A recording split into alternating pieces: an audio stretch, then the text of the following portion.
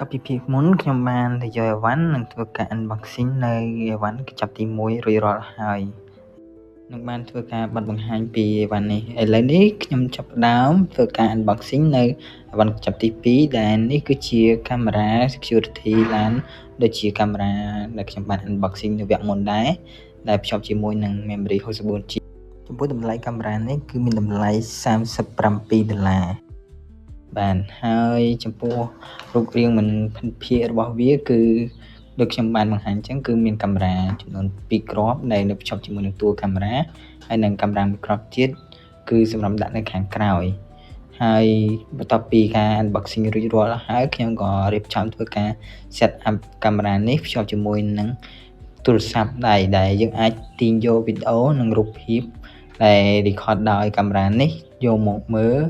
ទៅតាមទូរស័ព្ទដោយកាមេរ៉ានេះភ្ជាប់ទៅដោយប្រព័ន្ធ Wi-Fi ងាយស្រួលក្នុងការ connect ជាមួយនឹងទូរស័ព្ទដៃចំពោះកម្រិតរូបភាពគឺច្បាស់ល្មមដែលយើងអាចប្រើប្រាស់សម្រាប់ធ្វើការ record នៅក្នុង LAN បានហើយសម្រាប់វីដេអូក្នុងថ្ងៃនេះគឺមានតែប៉ុណ្ណេះ